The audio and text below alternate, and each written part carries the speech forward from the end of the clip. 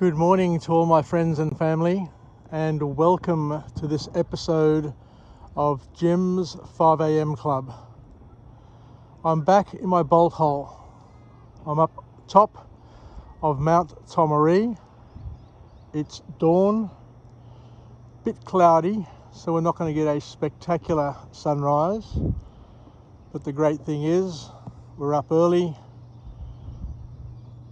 We're enjoying this experience for what it has to offer us this morning, and what I plan to do is go through and deliver another book summary in the tradition of Jim's 5am Club. And the book summary today is entitled "It's Not About How Good You Are, but How Good You Want to Be," and it's from an author named Paul Arden. So last night for those who are tennis fans, we watched an awesome match of tennis, a 5-setter, where Medvedev, the favourite for this Australian Open, was down 2-0 and came back fighting and won in 5 sets. The number of times in tennis that I've seen a 5-setter where the winner comes back after being down the first 2 sets seems to be quite regular, and a regular occurrence is what I'm trying to suggest. And you'd think if you're down 2 sets, you'd almost want to give up. But there's something about these champions who just get a second wind and never ever give up, knowing that it takes 3 sets to win. And if there are 3 sets still available to play, and you're a world champion and the favourite, then there's every possibility that your opponent will end up making some mistakes, succumbing to pressure, and giving you some opportunities to take the match, as what happened last night. So it's going to be an interesting semi-final between Medvedev and Stefanos Tsitsipas, who won easily in 3 sets against Yannick Sinner. So the next few days are going to be interesting. Nadal's still in the competition, and I guess everybody is hoping that Nadal takes it out to be the leader of the Grand Slam winnings between himself, Djokovic, and Federer. Anyway, let's kick off with this book summary and see where it leads us, because there's a lot to learn. So the author kicks off with a question in his typical sort of style to shape our minds and shape and prepare us for the learnings that are going to come our way. And he says, "What does being good mean to you?" He makes another point where he says that we need to understand that talent is important. It's great to be talented and to have skills, but ambition is even more important. Wanting to gain those skills and wanting to build those skills. There's no use in being top of the class and top of the school in the HSC and then taking your foot off the accelerator when it comes to university and to business life and work life.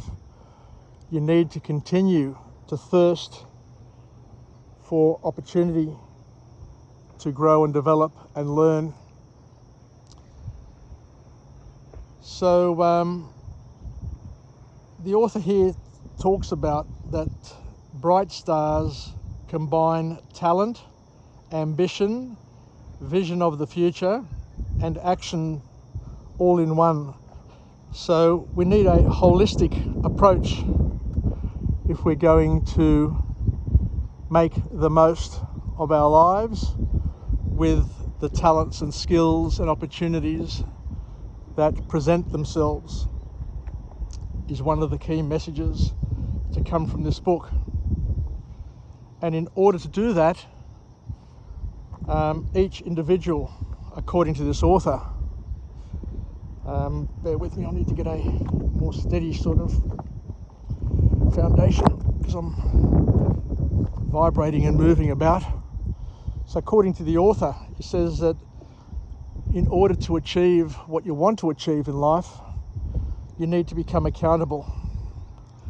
And that accountability requires each and every one of us to seek feedback and to be able to ask directly for feedback from those whose feedback we respect and whose feedback is objective, rather than the feedback of those who are there to undermine you and to cause you grief.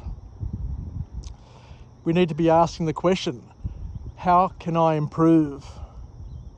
I remember years ago when people used to say that the organisation or A or B or something has to change.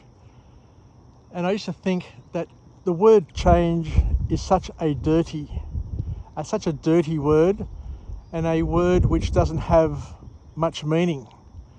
What's more important and what would be more welcomed would be when people focus on the word improve rather than the word change.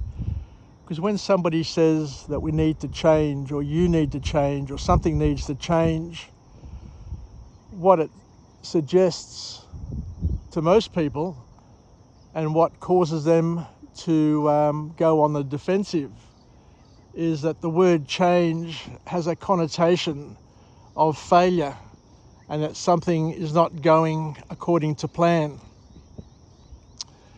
So what we're saying here is that we need to be able to change direction, but in order to change, we need to ask for feedback, and that feedback needs to be both specific and productive. It needs to be able to be actionable. It needs to push you or draw you in the direction that you need to go and you want to go in order to become better at what you're doing and to achieve greater outcomes.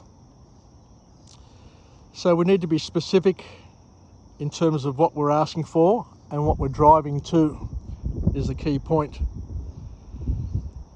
And the author then goes on to say that we need to be open and pliable and malleable and not to be overprotective. I remember many years ago when I worked for Telstra, back in the day, that it was born out of the blending together of Telecom Australia and OTC Australia, an international carrier and a domestic carrier. And the then CEO, the American from AT&T, Frank Blunt, saying at a client presentation, he basically told everybody what their strategy was, what Telstra's strategy was. And one of the journalists, one of the senior, most respected journalists who was at that meeting, he asked Frank, he goes, "Frank, how can you be telling everybody what your strategy is when you're setting up this new organisation in a very competitive world? You've got other companies around you who are very, very competitive and want to get a piece of the action. How can you be so bold and open about your strategy?" And Frank Blunt, with a wry smile on his face, said, "At the end of the day, each organisation, each of the competitors, each of the people playing in this space across the world, across the whole world, have basically the same strategy. It's no secret. Everybody's trying to achieve exactly the same thing. But the key point is to be able to communicate that point to your clients, to your staff, to your suppliers, and it's all about execution. It's not about the paper that it's written on. It's not about the plan. The plan is worthless on its own. It's the execution, the delivery of that plan that I'm here to oversee. It's the delivery of that plan that I and the shareholders of this organisation are going to be handsomely rewarded for. So it's all about what you do as opposed to what you talk about. So he also went on to say that we shouldn't get too carried away with ownership. A lot of people in their corporate lives, in their careers, in their family lives, get overly protective and overly worried about ownership, who owns this and who owns that. And that in itself causes grief. Just like yesterday we had Australia Day and we had a number of protesters suggesting that Australia Day is Invasion Day or Sorry Day or Unhappy Day or something to do with people being displaced. But at the end of the day, Australia is God's country. And we're all here together to make it a better place to live, a better place to work. And we can't spend our time fighting like little children over ownership. Who owns this? Who owns that? Because the bottom line is that we all are part, we all are part of a leasehold on this country. You know, when you have a career in a organisation, you know, you're there to make improvements while you're there. You're not going to be there forever. Just like this earth, this country, we're here today to make the most of today. And we shouldn't be spending too much time dwelling on yesterday and spending too much time living into the future and worrying too much about the future without committing to the present and doing and delivering and executing on what we should be doing here and now. So the author then goes on to say that it's important to be able to exaggerate the positives. Too many people focus on the negatives and overdo the negatives. Like, I know people who will exaggerate the negative or exaggerate what other people are doing. And what that does is it takes the wind out of their own sails. But you know, it's important to exaggerate the positives and to focus on the positives, but of course not to over-exaggerate, not to overdo it. And the author then also goes on to say a very, very beautiful, powerful point, that we need to rid ourselves of always wanting to be right.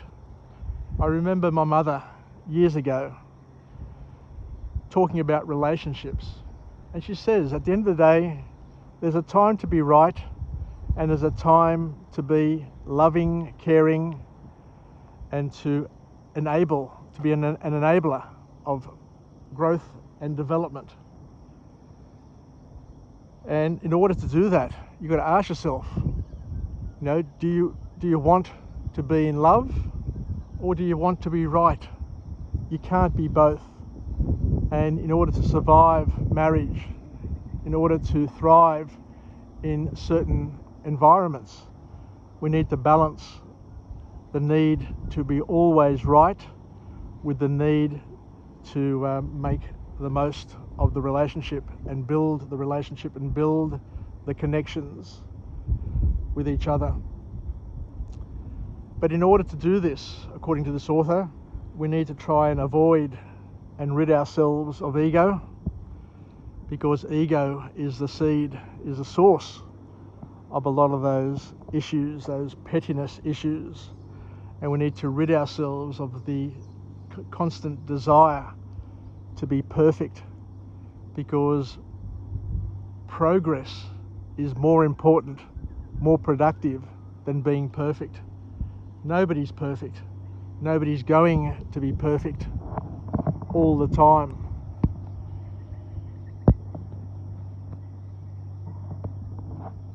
So what else can we learn from this book here? And he said, and he used the examples of Thomas Edison making mistake after mistake, but that mistake gave him insights, and he became a surfer of insights, where he took an insight and added it to another. And as we've learnt, or as we know over time, and we've described time and time again, the art of learning is simply adding or connecting the unknown to the known. So the more you know, the more you're capable of knowing. The more you learn, the more you're capable of learning. And hence Thomas Edison used these principles to achieve his groundbreaking, world-changing insights and products. So it's all about not being perfect. It's all about making progress. It's all about learning, attaching the unknown to the known. And these are the key points to come from this author.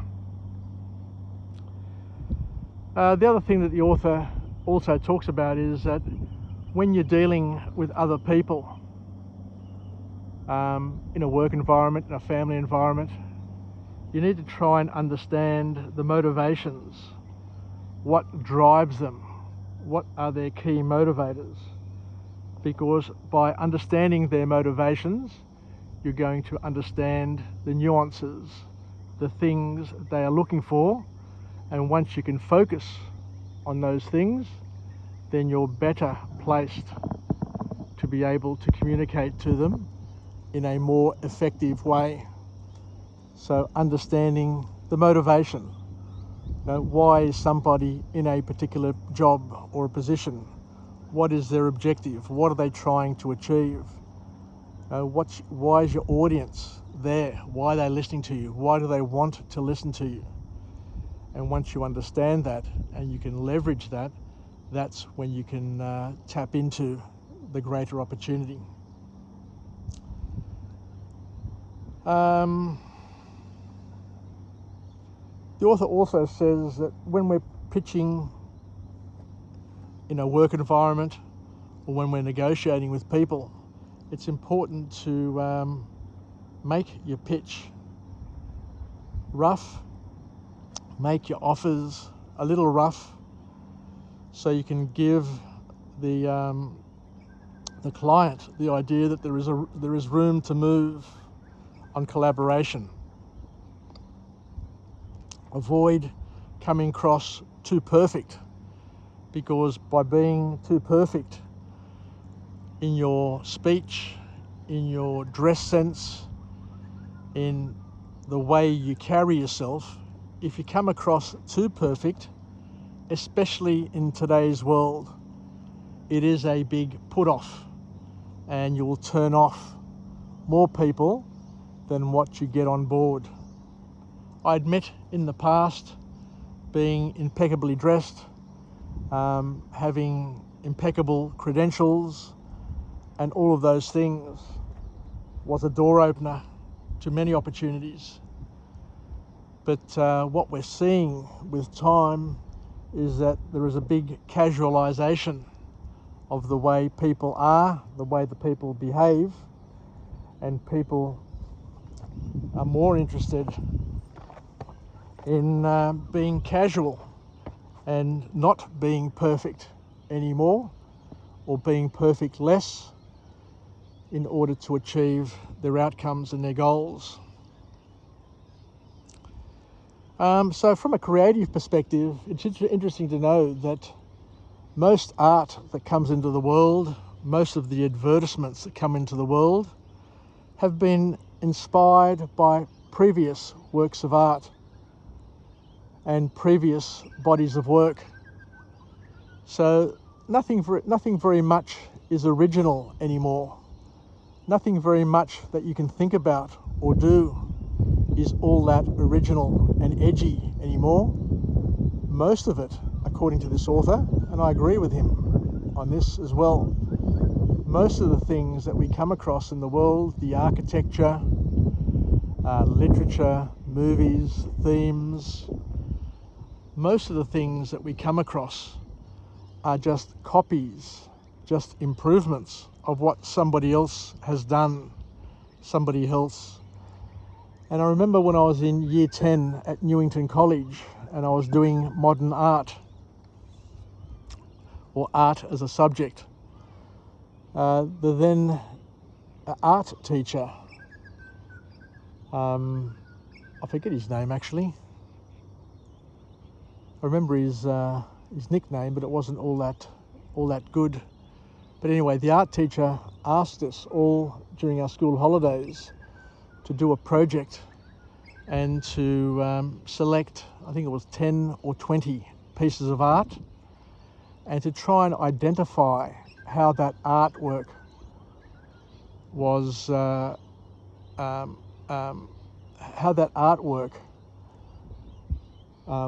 matched another piece of artwork, in order for us to understand and appreciate that art in ancient times was inspired by other artwork and other cultures, and yet there may be a different technology used or a different spin put on it, but when it comes to artwork, when it comes to beauty, a lot of that sort of thing is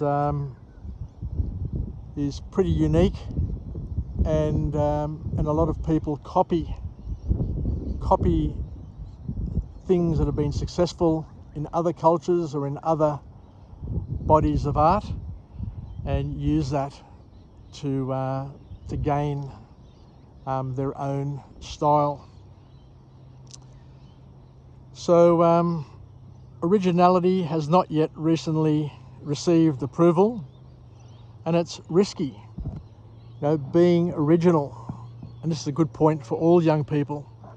If you want to be original, if you want to be edgy, if you want to stand out in your field, you've got to understand that that comes with tremendous risk, and it needs approval by your clients, your peers and others.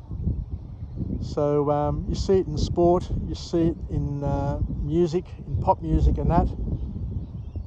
The people who break the mold, the first to do what they do, come under a lot of scrutiny and a lot of criticism. So you've got to understand that if you want to stand out and be edgy in what you're doing, you're going to also bring the ire of your peers, and you're going to have to deal with the media and with the ridicule, the initial ridicule, before it becomes accepted.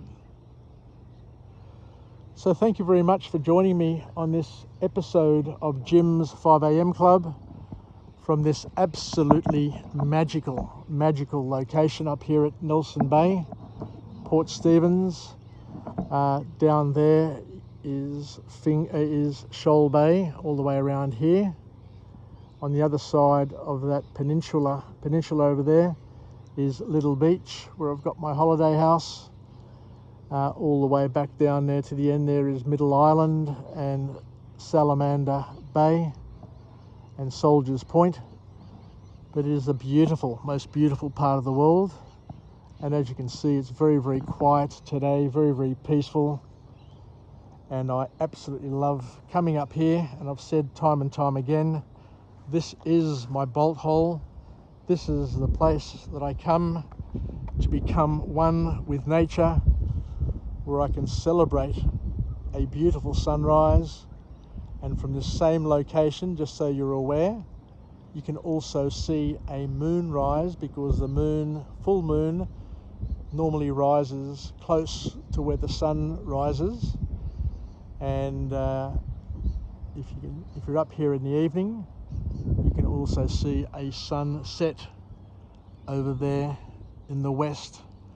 So a beautiful, beautiful vantage point to be able to enjoy sunrise, sunset, moonrise, and all of the other phenomenon, the gifts of creation. So thank you, take care, wishing everybody a happy and productive Thursday, and we'll chat again.